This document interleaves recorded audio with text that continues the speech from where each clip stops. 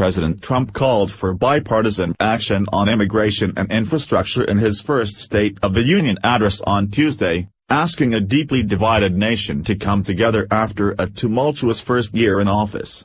The president said his agenda is working, arguing a growing economy that he linked to the tax cut bill passed by Congress in December has created a new American moment. To every citizen watching at home tonight, no matter where you have been or where you come from, this is your time, Trump said. If you work hard, if you believe in yourself, if you believe in America, then you can dream anything, you can be anything, and together, we can achieve absolutely anything. Advertisement. The address comes against the backdrop of a partisan divide in Washington that has deepened since Trump's inauguration. After a three-day shutdown earlier this month, lawmakers face a February 8 deadline to pass legislation to keep the government open. Those talks are closely tied to the negotiations on immigration, a contentious issue Republicans and Democrats are no closer to resolving.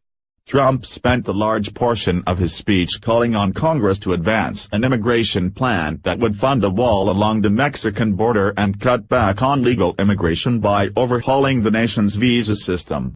The deal would also allow nearly 2 million Dreamers illegally brought to the country as children to seek citizenship. Despite Trump's call for bipartisanship, his history of making inflammatory remarks about immigration colored how lawmakers received his sales pitch. Democrats, many of whom brought Dreamers as guests to the president's speech, booed and hissed when the president mentioned his plans to slash the number of people who immigrate to the U.S. through family connections, a practice Trump has decried as chain migration. Senator Dick Durbin, a key Democratic negotiator on immigration, shook his head when Trump mentioned his plan to eliminate the vile lottery, which allows people. Virtually no Democrats applauded any aspect of Trump's plan, which he called a fair compromise, one where nobody gets everything they want, but where our country gets the critical reforms it needs. The president also made gestures to his base, which is worried that he might be making too many compromises on immigration, by stressing the plan's primary goal is to help working Americans. Americans are dreamers too, Trump said. The president used the 80-minute address to focus the nation's attention on his accomplishments, rather than the numerous controversies that have frequently overshadowed them. The days leading up to the speech were dominated by Trump's long-running feud with the FBI and Justice Department over the Russia investigation. The developments have roiled partisan tensions surrounding the probe, but Trump made no direct mention of them in his address. Trump instead opened his speech with a lengthy victory lap on the economy, arguing his tax overhaul and efforts to cut regulations have offered it a much-needed boost. He claimed that roughly 3 million workers received bonuses as a result of the tax legislation and that his efforts to cut energy regulation have ended the war on coal production. The White House had telegraphed in the days before Trump's speech that he would use the address to reach out to all Americans, and there were several nods toward unifying moments from the past year. Trump highlighted the stories of a number of guests seated in First Lady Melania Trump's box, including a police officer who adopted a baby from parents who were addicted to opioids and the family of Ato Warmbier, the U.S. college student who died last year while imprisoned in North Korea. But the president once again touched a nerve with Democrats when he mentioned the reasons why we proudly stand for the national anthem. Trump's attacks on mostly black athletes who knelt in protest during the anthem at sporting events roiled racial tensions last year. While much of the speech focused on Trump's first year in office, he also sought to chart an agenda for the year ahead. Infrastructure is one possible policy area where a deal between Republicans and Democrats could be reached, and Trump devoted several minutes to pitching his $1.5 trillion plan to rebuild the nation's roads, bridges and transit systems.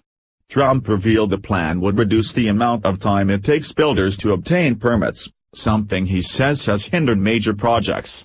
We built the Empire State Building in just 1 year. Isn't it a disgrace that it can now take 10 years just to get a permit approved for a simple road? The president said. I am asking both parties to come together to give us the safe, fast, reliable, and modern infrastructure our economy needs and our people deserve, he added. Trump took a victory lap on the progress the U.S.-led coalition has made against Islamic State in Iraq and Syria. But he also offered a dire warning about North Korea's nuclear ambitions, saying its reckless pursuit of nuclear missiles could very soon threaten our homeland. Past experience has taught us that complacency in concessions only invite aggression and provocation. I will not repeat the mistakes of the past administrations that got us into this dangerous position, Trump said, in a shot at his predecessor, former President Barack Obama. Trump, in his first year in office, has presided over a divided country that is increasingly consumed by political infighting, something Representative Joe Kennedy III, Mass, blamed squarely on Trump during the official Democratic response. Bullies may land a punch. They might leave a mark. But they have never, not once, in the history of our United States, managed to match the strength and spirit of our people united in defense of their future, he said. Trump's speech contained some inaccurate claims, including his declaration that the tax cut was the biggest in American history. The Committee for a Responsible Federal Budget said last fall the package was the 8th biggest since 1918.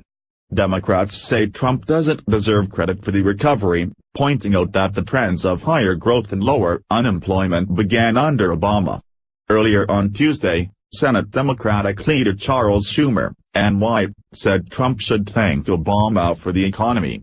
Kennedy said the Trump economy is benefiting the rich at the expense of the poor and middle class. We see an economy that makes stocks soar, investor portfolios bulge and corporate profits climb but fails to give workers their fair share of the reward, he said. This story was updated at 11:44 p.m.